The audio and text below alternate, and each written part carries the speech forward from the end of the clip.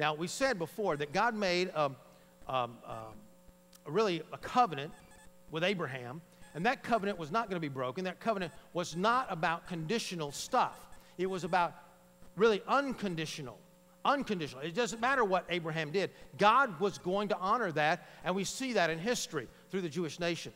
But some of the subsequent promises that he made were conditional.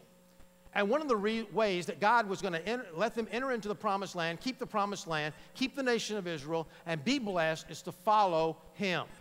But they'd ceased to do that. They began to be in idol worship.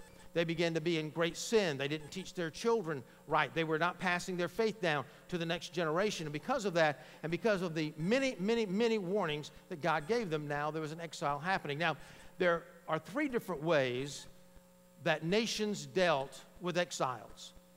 Number one, you expel them. In other words, you just scatter them out and just run them out of the country. The problem is they would usually congregate in the same places, and then they rebel against the nation that expelled them, and it became worse than it was before. The other way is to enslave them, another way. But the problem there was insurrections, there was rebellion within the country, and the country was never really unified and always under threat.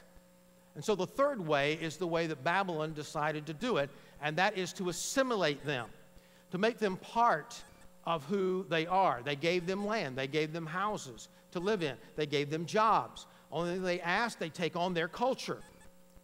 In fact, when you look at Daniel chapter 3, you'll see the three Hebrews in the fiery furnace. Remember that? Meshach, Shadrach, and Abednego. Those three are not Hebrew names. They are Babylonian or Chaldean names. They had changed their name and trying to mold them into their culture and their will. St. Augustine wrote a book called The Tale of Two Cities, and he said that really the whole world could be, and the Bible could be wrapped up into two cities, the city of Babylon and the city of Jerusalem, because the city of Babylon is a type. It's a type of the world or the lost culture.